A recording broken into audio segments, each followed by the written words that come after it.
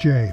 Welcome to Mvskoke Radio, your weekly source for tribal and community news, interesting guests and discussions, plus a local events calendar.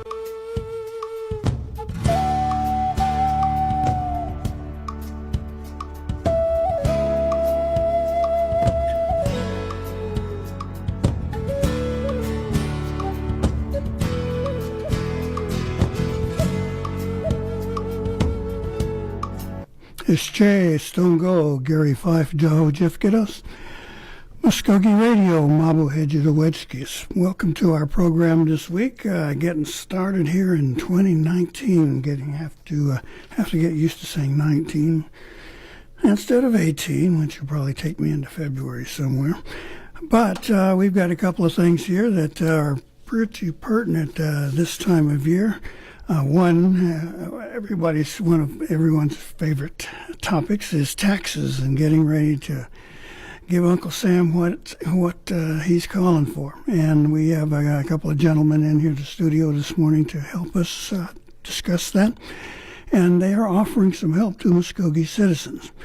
In our second segment today, we have our own staff coming in to talk about a little bit of a review of 2018, what we're looking forward to in 2019, and of recent development, very real importance to us, is the Freedom of the Press Act. It's been kind of a up and down roller coaster ride for us. Is it or is it not? And the latest development from our principal chief, James Floyd, and some thoughts on that. But first of all, let me welcome to our program Mr. Chris Coburn and Robbie Deere, who have taken time to join us today. Welcome, gentlemen. Thank you so much for coming in. We appreciate you making time for us. We are talking about a plan to assist our folks in dealing with the taxes, primarily volunteers in tax assistance and tax counseling for the elderly projects. Now, this is being sponsored or supported by the Mvskoke Loan Fund. Is that correct, Mr. Coburn? Yes, it is, and thank you for having us. This is our second year to do this as a service project. Just for those that don't know, Mvskoke Loan Fund is the tribe's nonprofit community development financial institution. So we do a lot of things besides lending. That's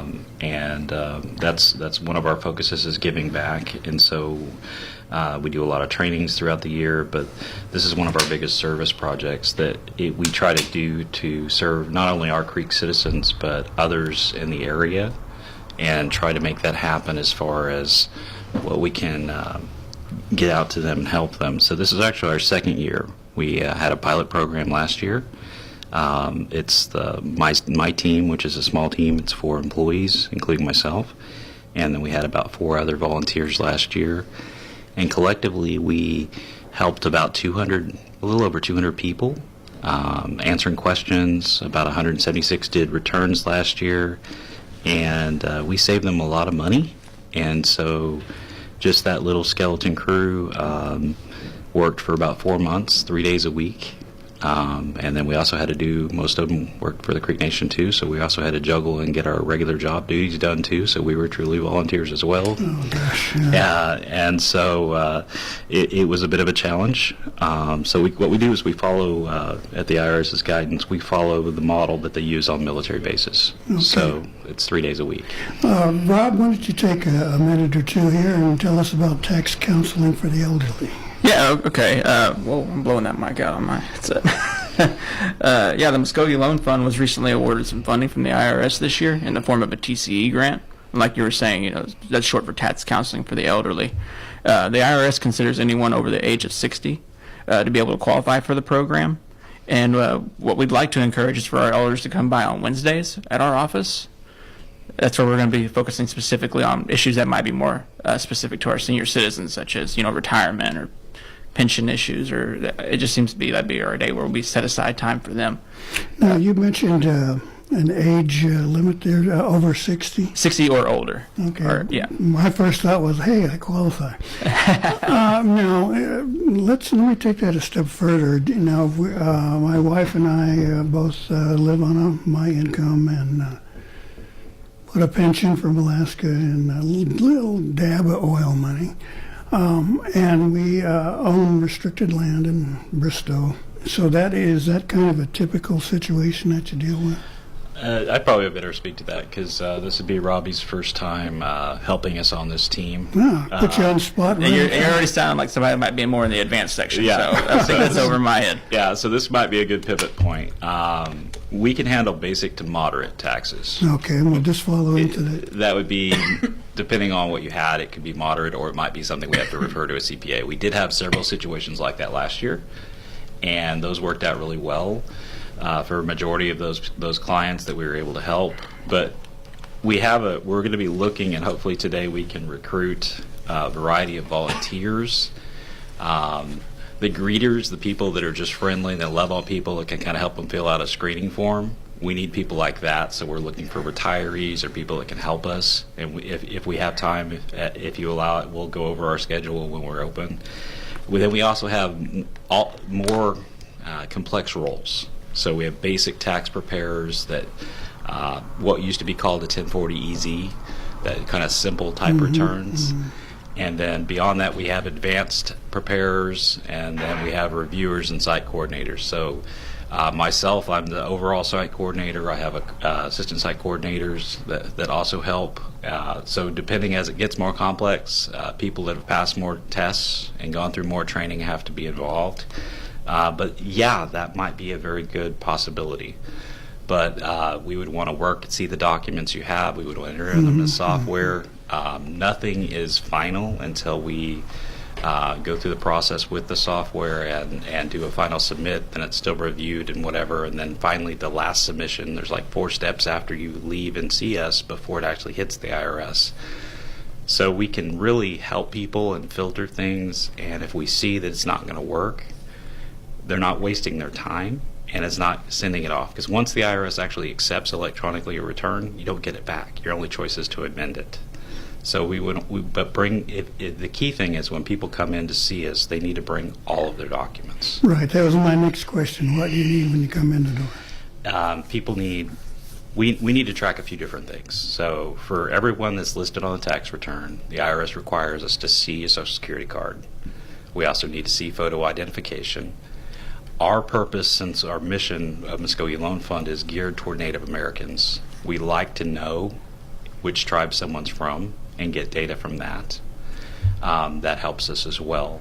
Any income-related documents, W-2s, 1099s, other forms where people have trust realty payments, maybe a settlement, maybe they had a gambling win or a gambling loss, maybe they had a charge-off.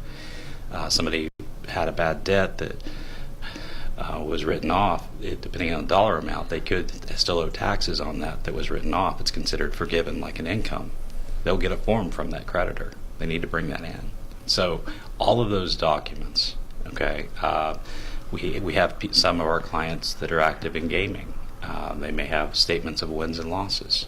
Those kind of things you need. But really just the overall flow of money in the household budget, what came in, what went out, what proof do you have, who's there, what proof do you have of who's there, that gets us a good snapshot of what we need. Okay, so that all should be in hand when you come in the door, or else you run into we're almost done, but you... Yeah, and we want to avoid... with such a small team, and if I may, I would like to go over the schedule. Yeah.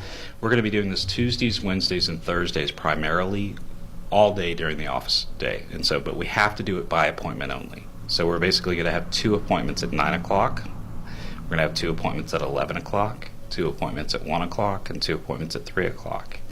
If I can get enough volunteers, we may do a couple of evenings where we do some evening appointments at 6 o'clock. That's not for sure because I don't have a big enough team. Okay, so we're at about 8 or 9 volunteers, and to pull off, last year we did about 200 people helping. This year I expect that to be double, if not triple. Oh gosh! So I need really at least another 10 more people, and it can be as simple as the greeter role, or if they maybe a retiree that they're not afraid of computers. They don't have to be a whiz because the software walks you through what to do. But think about all the different people that might be retired that they ran a program, or they dealt with eligibility, or maybe somebody was a banker, or they were an insurance agent, or they ran a social program. All those kind of skill sets of talking to people and being kind and setting them at ease, but also seeing, do they have what's necessary to fit in the right box to qualify? There's a ton of people out there that have that skill set. And if they have a little bit of computer skill, we can walk them through not being afraid, and they can pass these certifications, and then they can help serve in this way. So you'll provide the training? Yes, right? yes. And depending on their needs, we can either do some in-person things or a combination of that and online, depending on their scheduling needs. Okay, now is there a charge for this assistant? There is not. I mean, that's one of the biggest advantages. So, for instance, Mr. Fife, if you and your wife came in, and maybe a tax or CPA or someone charged you like $300 last year, if you meet our income threshold, we need to talk about that, because that's what the IRS decides is moderate to lower income, which is who we're serving. The gross income total amount before taxes or anything else has to be $54,000 or less a year. Is that affected by the number of dependents you have? It doesn't. It's a set. So my dog and cat wouldn't qualify? No. And I wouldn't advise that, because, obviously humor and tax law don't necessarily go together. It doesn't seem like a humorous situation. Yeah, but no.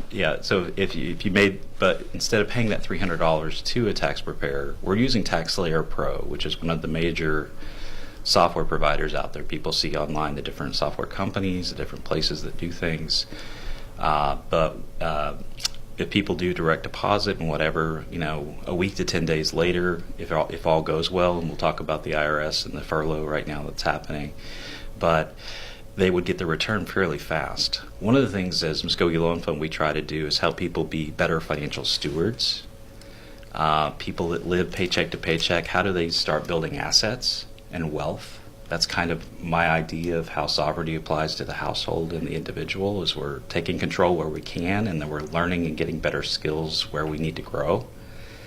And so you're saving that money, that $300 that you might have been spending to someone else, and man, that might be a bill you could pay down, or it might be a little bit of an emergency fund or a month's worth of groceries. And we try to measure that impact on how we're kind of being a blessing back to the community. Mm-hmm. And so that's what we try to do. Well, that's great that you can make that kind of difference. As you just said, that's a month's worth of groceries is a pretty important addition to your income. And let's stick with the recruiting for a second. Now, you mentioned positions you needed. You said greeters, but who else are you looking for? Really, greeters, we need 1 to 2 a day, because really, depending on the amount of people coming in, we'll have people queued up and going. We really can't handle the volume as like a walk-in site. We will be setting up appointments. We may have some overflow appointments, but the greeter would be sitting down with people, talking to them. Hi, Gary, I'm so-and-so. See that you have an appointment. Can I see your documents? And then they would make the copies that are necessary for both your copy of your file and our file, and IDs, and make sure everything's kind of roughly in order. And then there's an outline interview of kind of, hey, what's going on in your household? You mentioned you had some trust property. You mentioned you're a retiree. You mentioned these things. And that really helps guide the tax process whenever you sit down with a preparer to kind of get it off on the right foot. And so the interviewer takes that sheet and goes through it and walks through, and there's enough fail-safes in the software to where we're asking questions and going through with the person to make sure the return fits what they really are. Okay. Now, getting back to Rob here now, TCE is playing a real important part in the program here. Is there somebody in particular that you're looking for that you would be helping?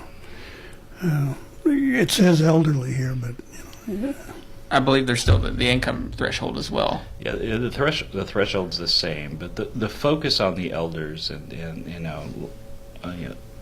we have a lot of honor and respect for our elders. That's normal for our culture, but how the actual tax return itself and the software itself is going to be very similar between the TCE and VITA projects and the process. The main emphasis difference is the focus on what they need.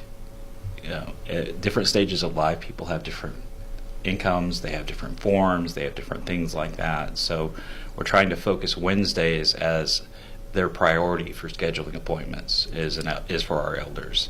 Okay. We also are looking at trying to do a minimum of 4 days of outreach where we're going to try to go to some chartered communities on a Friday and with some laptops and set up kind of a mobile lab. I haven't worked with the communities yet to see where and when, but then we're going to go out to those communities and try to help focus on helping elders do taxes there as well. Now, this next question is one of those questions that we have to deal with. It's a bit ridiculous. So many times, we still hear people who are, quite frankly, ignorant of the status of Native American peoples that, Indians get free handouts and everything else, and they don't have to pay taxes. But that's not the case, right? No, not at all. In fact, while we are targeting our citizens more than anything, being federal funded, we have to be able to keep this open for anyone who meets our income guidelines. So this isn't necessarily restricted to our Native audience. No. And so, there is also a local VITA program historically with Deep Fork that's here in the Omogi community, but we are also willing to help.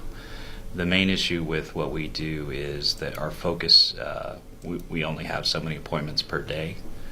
We're going to prioritize elderly on certain days. We're going to set those appointments. Last year when we did our tax project, it ended up being about 80 to 90% Native American as far as our audience, but that makes sense because Mvskoke Loan Fund's audience is a Native American audience. Mm-hmm. But we're not going to tell maybe a blended family or someone else that you have Native and non-Native that we can't help them. I mean, that's not allowed. No, it's not a good idea there. Yes. Now, the numbers that you've been dealing with have, it sounded pretty significant for the first year. What was it, 200 and something? Yeah, we helped actually walking in the door 205 people last year, and of that, they decided that, hey, I want to do it a different way. Some we determined their tax because of tax law issues. Some of them were involving inheritances and probate and things that you really need a tax attorney and a CPA involved. So we had to punt on about 8 or 10. So out of that 205, 176 actually filed taxes. Okay. And how we measure impact as a nonprofit as far as reaching out and what difference does it make getting money back in the community is it's two components. It's the component of what did they save and not having to pay the fees for tax preparation or tax filing, and what amount of money did they get to come back to them that went back to their household into the community. And I can tell you that team of 6 to 8 volunteers last year, the 205 people we talked to, the 176 returns, that was over a $340,000 positive impact back to the community. Boy. That's great. And so if you were looking at, based on our anticipated demand of doubling or tripling the amount of people that want our help in the same amount of time, actually we're going to have one less week because we're going to have to delay our start by a week. We really need help. Mm-hmm. Now, it seems like the number of people you have right now would be pretty much overwhelmed by the anticipated number of people asking for help. It could be. It could be. And this year is a good blend of returning and new volunteers. Mm-hmm. My staff is pretty new, but some of our other volunteers from across the nation are returning. And so I think it's a mix of nerves and excitement, because when you really calm somebody down, people get so freaked out and so worried about taxes. Oh, yeah. And so if you can show them compassion and show them that, hey, we're going to help you the best that we can, but we're also honest. Hey, you talk about this, but and then you work on the side over here, and then you also have a W-2 here. We're going to ask that person. They need to be as honest as possible because they are individually liable for what they do or don't say. Mm-hmm. And I think by being transparent, or also if it's a really super complicated return and know you need to see a CPA, some people get angry at that. But it's better to be that transparent and honest so that they get the best result they can get. Right. Now, the complexity issue is probably one of the things that certainly scares me, but I would trust in your ability. Now, a couple of things here. With this anticipated new interest in getting help from your program, that really does wipe out any possibility of walk-ins, right? If you don't have an appointment, chances are pretty good you're not going to get to see and work with someone. And we just have the pilot year last year to work off of, but I can tell you from experience that no-shows hurt us. And so if we had people that would no-show, we would get on the phone 15 minutes after an appointment, and we would be calling someone else trying to work something else out. But again, people need to realize that because it's an appointment-based schedule, all of us have regular jobs, that we still have to get our volume of work done, and we're doing this. So keeping appointments, being on time, that's very, very important. There's just not enough of a volunteer team to do it. I can tell you of another tribe, Chickasaw Nation. They have been doing it a number of years. Their tribe actually requires volunteer hours by their tribal employees. And they have a team of 200 people. They have 2 full-time people that do this year-round as their job, coordinating these tax projects. And they do about 3,000 returns a year. Oh, my gosh. And they're a smaller tribe than that. Yeah, but they're focused on it. No. For us, we took it on because there wasn't anyone else to take it on for the benefit of our tribe, and we're grateful that the executive branch and our Mvskoke Loan Fund board and others that support us, the council, allow us some latitude to do this, but quickly, in a year or two, it's going to outgrow us, and it's going to need to be a tribal project. Right now, we're just the stewards of it. Yeah, I can see a budget item for this company. At this point, Rob, is there something you want to kick in, something you want to point out what you're doing there? How about the interns?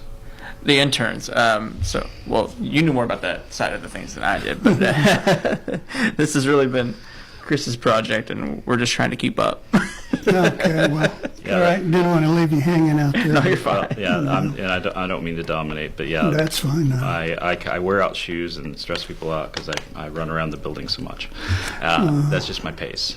Okay. So I'm either going 90 or I'm asleep. So, but basically, the TCE we applied for 2 grants based on our first year results, and we thought we would get one because we did so much over what our goal was for our VITA project, our volunteers in tax. That's just for everyone. But we were outcompeted because they were competitive grants. But we, at the same time, we applied for a grant focused on the elderly, and that's tax counseling for the elderly, or TCE. And within that grant, we did win. So we didn't win the one we thought we would. We won the one we did not think we would. But they go together, so we got to do it all. But in the TCE grant specifically, we have an allocation line item that we can help reward at the end of the tax season if people volunteer and they complete what they need to complete. College-age students, we can do some internship incentives. Okay, and what I mean by that is I have up to 9 slots. They would need to volunteer a minimum of 2 sessions a week through tax season. That's 6 hours a week. And at the end, we could do a completion bonus of a stipend. What I'm also willing to do, because I teach business at college level, if they need college credit and they get college credit for an internship for volunteering, I'll work with them and their professor to get credit. That's great. So if they're a university student, if they're a VOTEC student, if they're at our College of the Mvskoke Nation student, and they can come to Omogi and help us during the time frames we're doing this, It might help them toward their advancing to their degree. It would help them work toward their work experience, and also there would be a small incentive at the end for completing as part of that grant. Now, let me shift gears here. We're dealing with right now a governmental shutdown, and I'm sure it's got to affect the number of folks at the Internal Revenue Service as well as other federal employees. Will this have any effect on the deadline for submitting taxes or possibly for people to receive returns? I can tell you it's impacting a lot of people as far as right now with the furlough at the IRS, and they're one of the agencies as well as others that I deal with a lot. I don't know, and right now they're holding that it will not impact the deadline for taxes or the refund. They're saying it will not. I'm hoping they resolve things at the federal level. You can disagree, but at some point you got to come together and get stuff done. So I'm hoping they get that done. You and I can only imagine what if counsel and chief were at a disagreement and none of us got paid. Oh gosh. Yeah, that would be bad. So at the IRS, we're certified with the U.S. Department of Treasury, which has the IRS, and then they also have what's called the Community Development Financial Institutions Fund, CDFI Fund. So we know a lot of these people. Mm-hmm. Almost everyone we work with is on furlough. Oh, boy. And so that's why I'm building in a week delay. And instead of starting next Tuesday, I'm going to start the following Tuesday with our tax project. My hope is that they will resolve things and it won't be delays. But the truth is, we don't know. Mm-hmm. We don't. As this lingers on, we don't know. And almost every federal agency I deal with Mvskoke Loan Fund, HUD, SBA, USDA, all of those different groups, none of them are there. Okay, so folks count on having to pay your taxes on time. There's no break. There's not going to be any delay unless there's something down the line. And get that sucker in. If they want help from you, then they better call soon and make an appointment. And to make the contacts for this kind of help, what's the number? The best way to reach us is the main number for Mvskoke Loan Fund. It's 918-549-2603. We have a group of offices on the first floor of the housing building on the Creation campus. So they can come by and see us and ask questions. And if they're interested in volunteering, we also have a little mini computer lab with 2 computers. We can get them set and have them start getting certified to help. But we're looking at trying to go live a week from Tuesday. Oh, my gosh. So I need some help. I guess so. Rob, anything you want to add before we move on to our rest of our program today? No, sir. Okay, well, let's hope that lots of folks come in to help out as volunteers, and we can get as many elders and whoever else taken care of. Well, gentlemen, thank you. I do not envy the next couple of weeks you're going to have. Well, we're excited because we're going to help bless people, but we're also a little nervous. So, but somehow I think it'll come together. Thank you for your time. Okay, all right. Now we are going to take a pause here, and then we will be back with Mvskoke Media staff, and we'll talk about what we did last year and what we got coming up. Stay with us here on Mvskoke Radio on the Brew. Who am I? Am I native? I don't want people assuming things because I'm Indian. I just want to be me. But how do I live in 2 worlds? Some guys just check out by doing meth. But that ain't for me. Because I see my family, my friends, my drum making, my future. There are a lot of cool things about being who I am. And meth isn't one of them. Learn more at ncai.org. A message from the Partnership for a Drug-Free America and the National Congress of American Indians. Hear that? That's the sound of Hope being killed by meth. Methamphetamine use is causing huge problems in our community. Hear that? That's the sound of something you can do about it. Events like rodeo, res ball, and family time can help keep kids away from meth. Talk to your kids. Keep our culture alive. A message from the Partnership for a Drug-Free America and the National Congress of American Indians. Learn more at ncai.org. Welcome back to Mvskoke Radio here on the Brew, KOKL 1240 and 106.3 FM. We have three of our Mvskoke Media staff people joining us. We are thankfully still employed. And we're going to talk about a little bit about the past year, what we might see on our horizons for the future, and the big gorilla in the living room, the freedom of the press. We have, of course, Jason Salzman, who's our big TV star, Darren DeLon, our lifesaver, and the beauty of our staff, Ms. Liz Gray. Thanks, folks. We appreciate you all coming in and Thank you. bailing me out again. Oh, hey, glad to do it. Okay, well, let's jump into what we've got here. 2018 was quite a year for us, ups and downs, plus, you know, the big issue of course, the freedom of the press. But we had some big stories that just hammered us a couple times there. Who wants to start? I guess I could start. There was a lot of stuff in 2018 that really sort of took up the majority of our coverage, these big chunk stories. You talk about the Murphy case, and then you talk about a lot of the stuff that's went into that.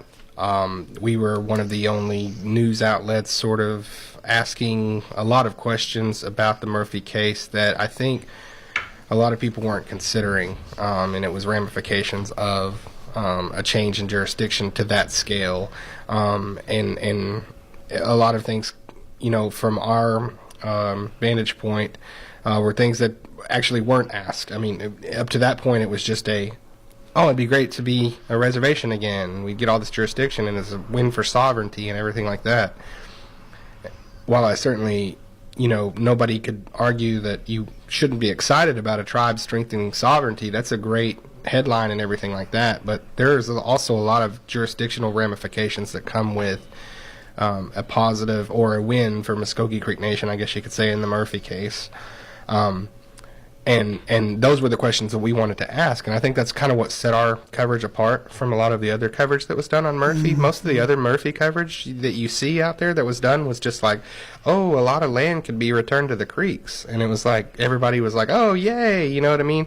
And so I was proud of the fact that Mvskoke Media was one of those only organizations that was, you know, going to the Light Horse Tribal Police and said, what does this mean for you guys? You know, everybody's talking about how wonderful it is, but what does it mean for your operation? What will you have to do? So I was proud of that, I thought. 2 or 3 times more coverage they'll have to do. Yeah. Folks they have to deal with. Well, and it'd be the only reservation with a major metropolitan area within its boundaries, Tulsa. So I was really proud of the fact that we had a lot of other news outlets coming to us. You know, I mean, I know we had different reporters that, I mean, several different times, you know, getting interviewed, whether it be on radio or whether it be for their publications. But, you know, they were getting interviewed and they were getting their questions answered by us. I mean, that's what I enjoyed. That's what I like seeing, was like all of our department was, you know, being told by other publications. You know, that's the one thing I really enjoyed about, especially on this subject. Liz, any thoughts? That, like how Jason mentioned, it was like we knew what questions to ask. Mm-hmm. You know, we are, in-depth coverage of the tribe.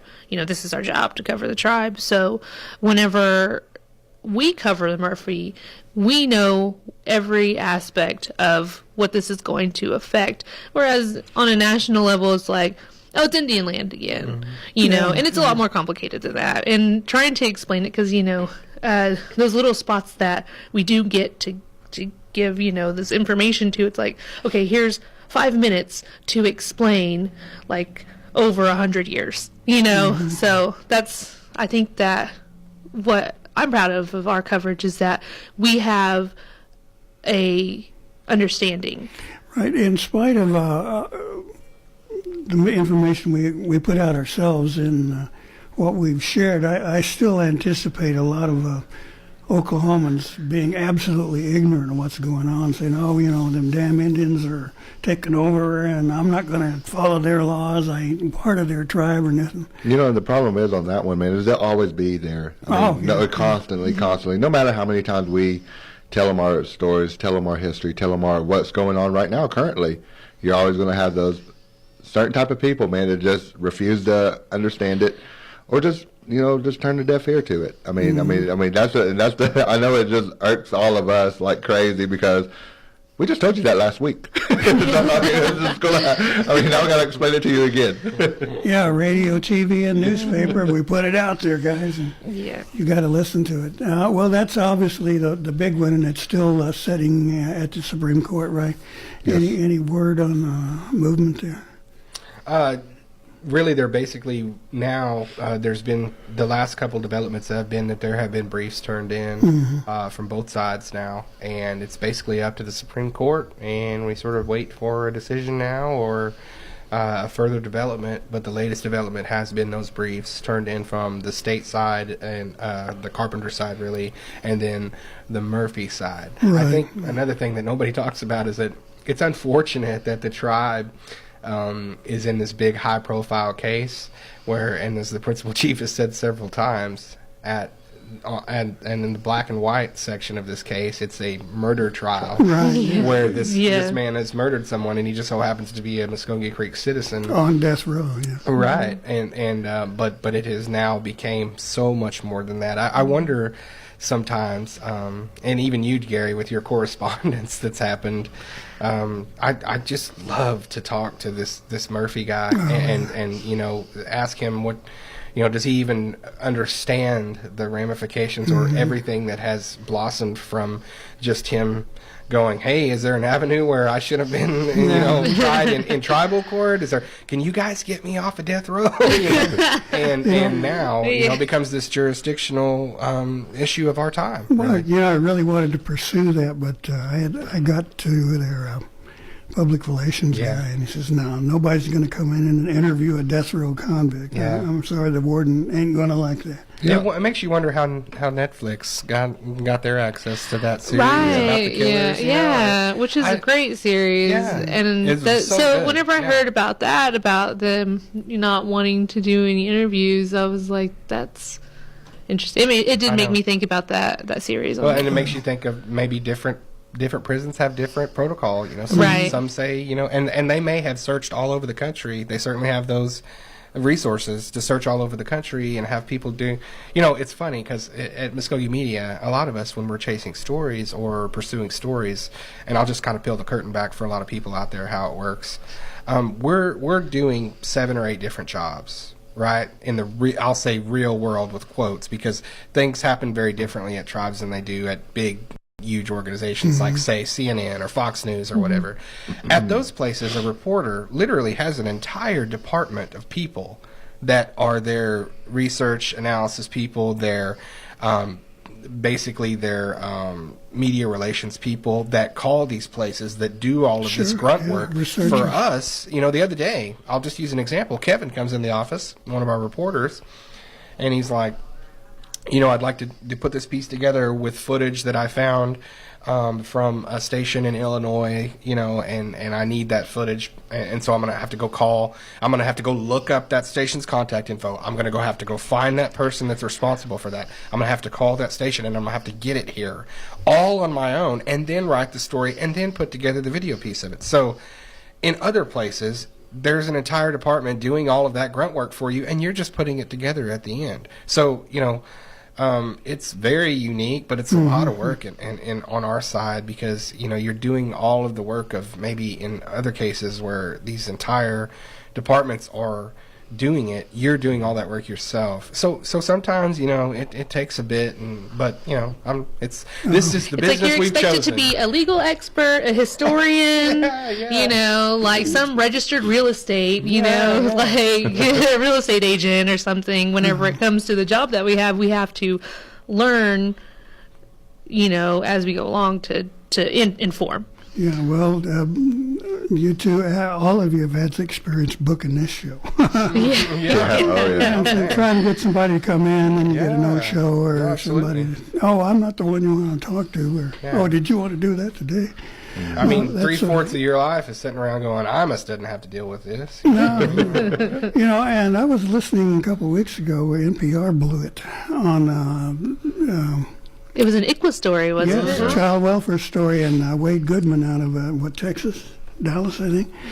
He apparently came to Tahlequah and he talked to Chrissy Nemo and a few people, but he still got the darn thing wrong. I thought, my God, like who do we trust? NPR is supposed to be one of the giants in this industry. I'm glad you said that name, Chrissy Nemo, because actually, Nadja came out nationally and rebuked that story. Not rebuked, but said there's problems with the story.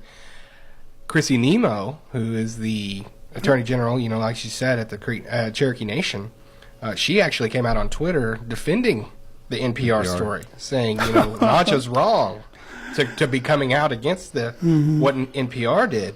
I thought that was pretty interesting. In fact, I wanted to, contact her and do an interview with her about that for the TV show, and basically put together, this little, you had her that's certainly a proponent of the native side of ICWA, and then Nadja comes out against the NPR story, but she says, no, wait a minute, the NPR story is fine. So I thought that was pretty interesting. Kind of an op-ed piece. Yeah. Okay, well, let's move on. We haven't got that much time left, but another top story of the year. What, Stigler? Are we going to talk about embezzlements at community centers? What do we got? Let's start with Stigler.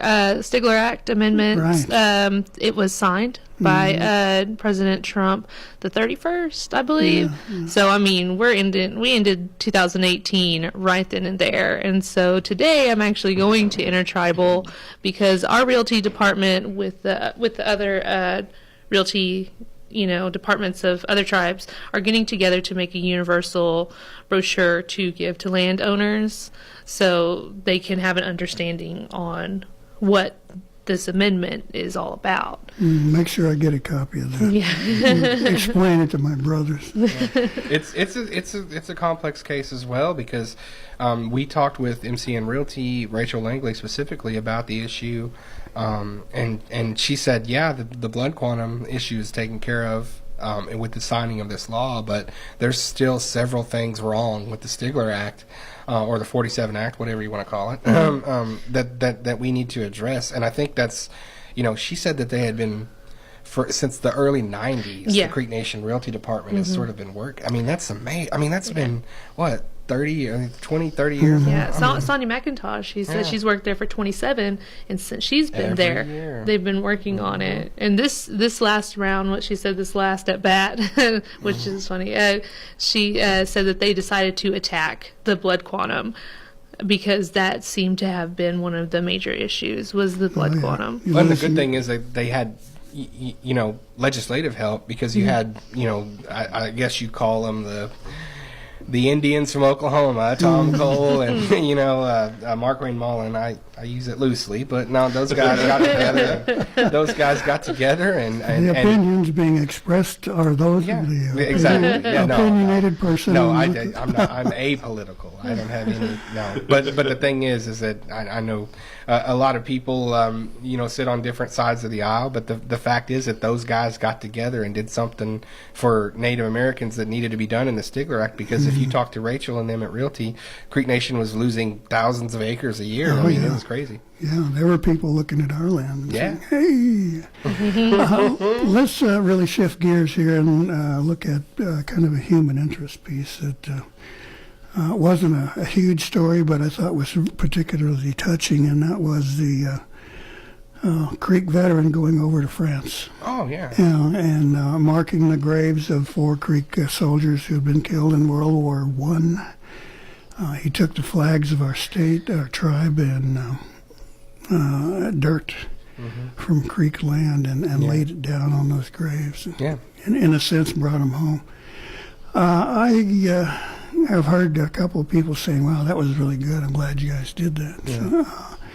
And I think that is important for us to get out there and kind of be proud of. Yeah. Because, we, I think, dismissed the issue of doing all negative stories with that piece and touched an area that doesn't get that much coverage. Well, and when I first heard that there's too much negativity in the newspaper, things like that, people are absolutely entitled to their opinion. I'm not going to attack anyone's opinion, anything like that, but I think it sort of put me on on a mission to sort of verify that. And when I heard that, I immediately, the next day at work, got the last 6-7 editions of the newspaper and just began to tally.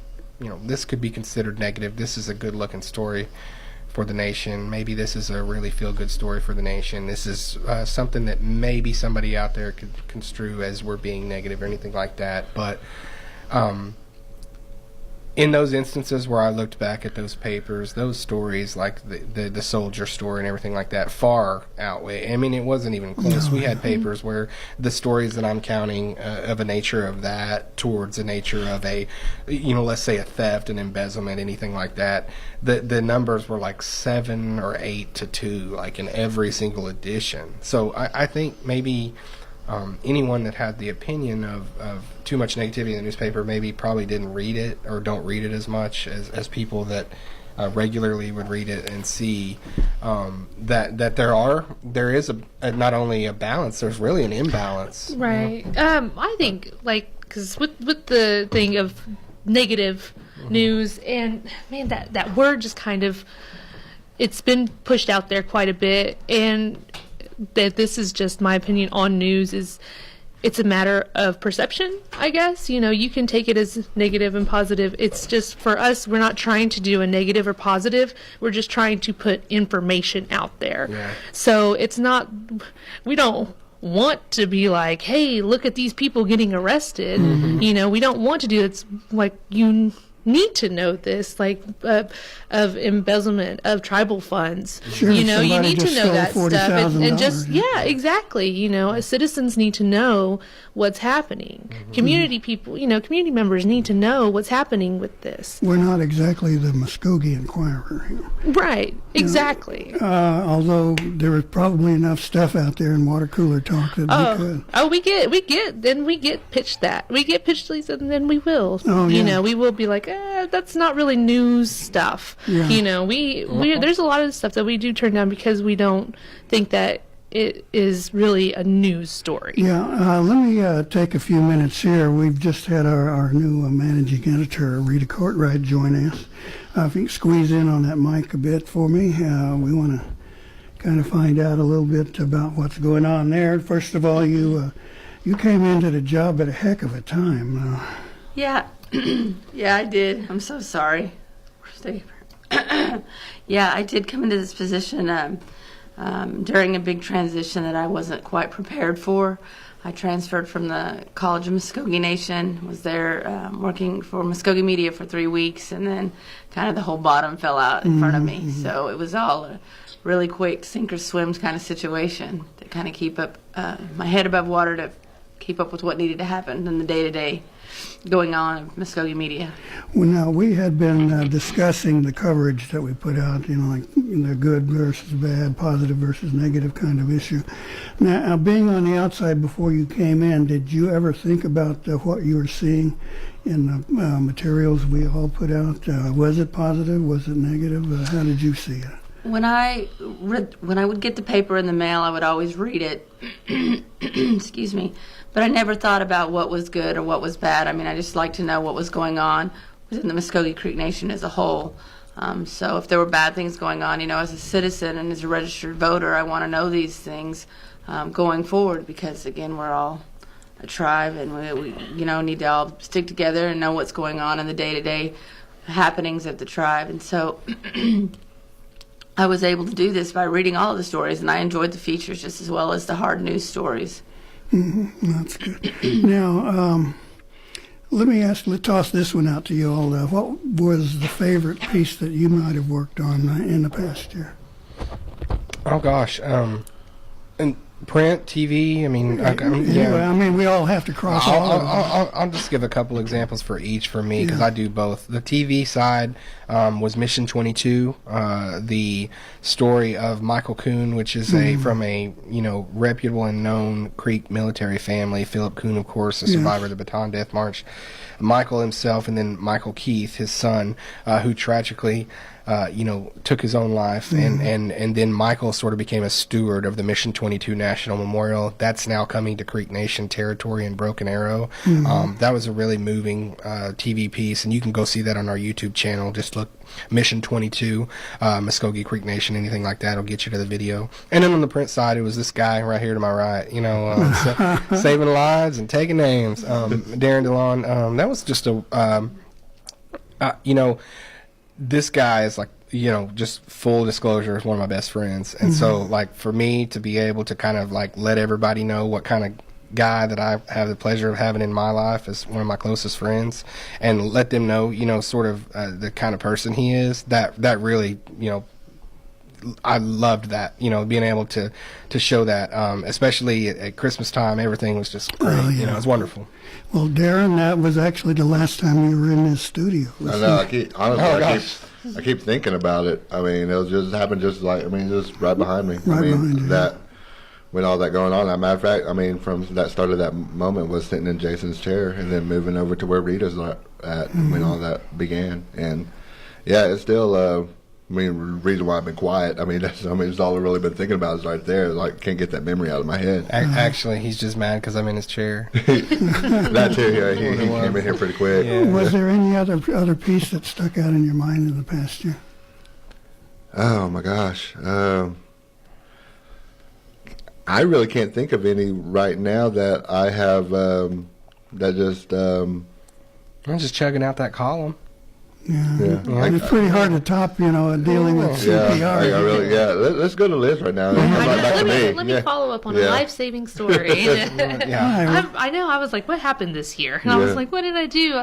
I remember we did a show. We did an entire month. Yep, the Mvskoke Women Takeover. So this year was kind of me more stepping out of my comfort zone of...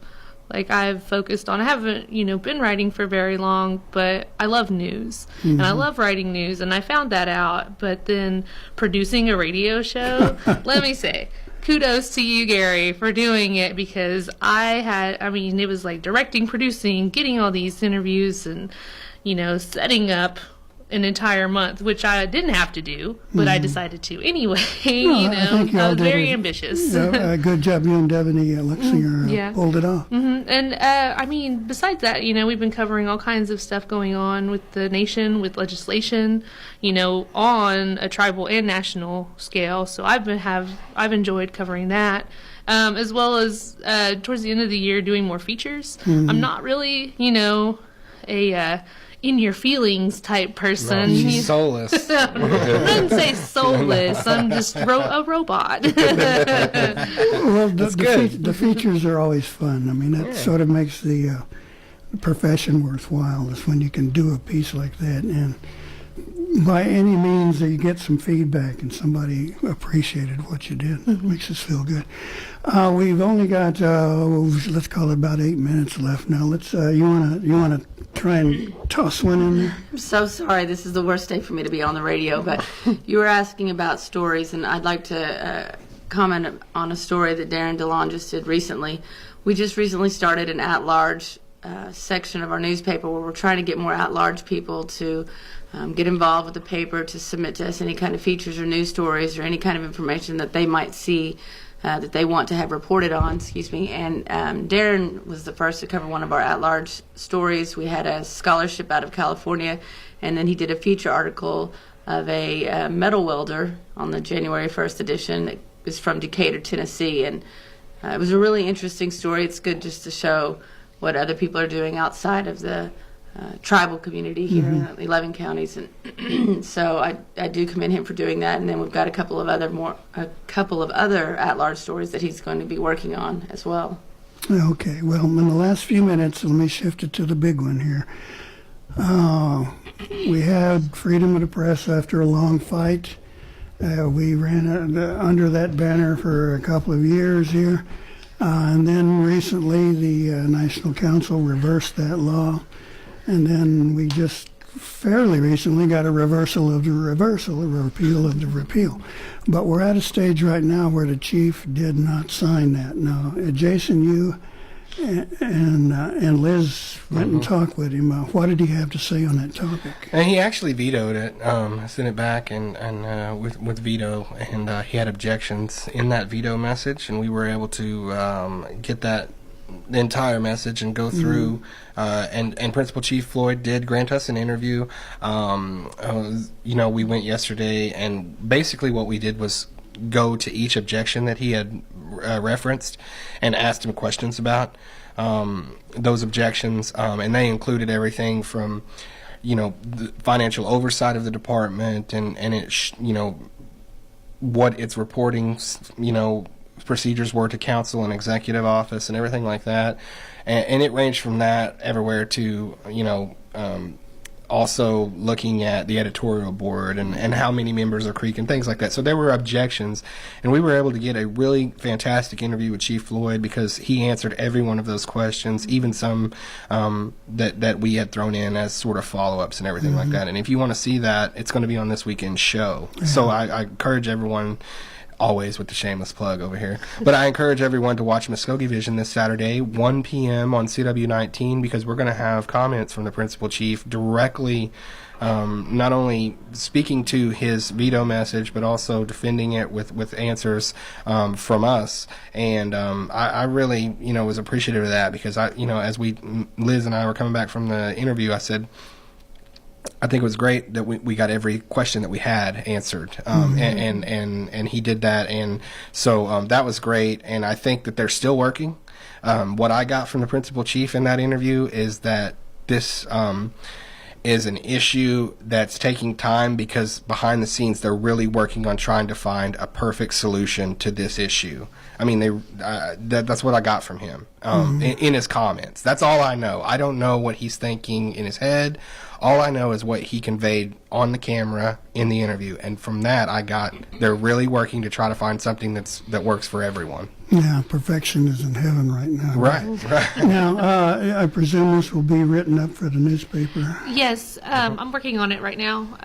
We're trying to Mvskoke News. Yeah, Mvskoke News. I don't know if it's going to be in the January 15th or February 1st. It will be online for sure once it's ready to go. But yeah, that's what I've been working on today. Actually, before I came over here, I was working on the story. Okay. How's that for cross promotion, boss? Yeah. Yeah. And because we want to, and we always pride ourselves on this at Mvskoke Media, we always give every side to an issue. Right. We also, and including on this week's show, we will have comments and an interview on camera from Travis Scott, Mvskoke District Seat B, National Council Representative. He is one of the co-sponsors of the bill that repealed the repeal. I'm getting confused. Yeah, Spin you around. Yeah, Travis Scott is one of the co-sponsors, as well as I think there were as many co-sponsors as votes for. So I think everybody wants to be on this, and we talked with Travis Scott. He was gracious enough to come in and give us an interview. Okay, in the last couple of minutes we have here, have any of you received any feedback on the issue at all, pro or con? From citizens. What? Okay, citizens. Of course. I mean, we're as even though Liz said she is, we're not robots. I mean, we live and work in this community, and we know everyone, and everything like that. So sure, people do give feedback, just like they give to the national councilman. I've heard people say, well, I can see where they're coming from, and I've heard people say, I don't really agree with the action that's been taken. So you get a little bit of everything with citizens. They're opinionated. They especially the ones that follow the government. That's what I love about our citizens, by the way. Yeah. Like the people that are involved, they are not afraid to tell you how they No. feel. In fact, they actively want to get it out of you. Yeah. I can't tell you how many times I'm like, oh, there's Jason. Jason, come here and spill the beans. And I'm like, no, not really. Tell me what's really I happening. can't do that. I mean, I don't really want to. I just come to work and I don't really want to stir up the gossip mill. We just want to report the news. Right. That's it. That is it. Oh my gosh. Well, we've seen a few comments of, people have kind of waved the banner sort of thing. Of course, NAJA and SPJ, Society for Professional Journalists, have weighed in on our side, so that's kind of encouraging. A story I recall is years and years ago, I was covering NCAI at their big national meet, And this Pueblo guy got up, one of their leaders, and he said, "We must find some mechanism to inform our people." And I'm thinking, my God, man, all you got to do is go to your own journalists and let them do their job, for God's sake, instead of saying, well, we hold the purse strings, so therefore we get to say what we want. You can't have it both ways. That's just my thought on it. Oh, anyway, okay, well, thank you, Jason, Darren, Liz, and Boss Rita for coming in. We appreciate you. We're going to go get her some Ricola after this. Okay. All right. Well, let's say get out of here. It's Gary Fife saying thank you for listening. We appreciate you being with us here on Mvskoke Radio, and we're off and running here.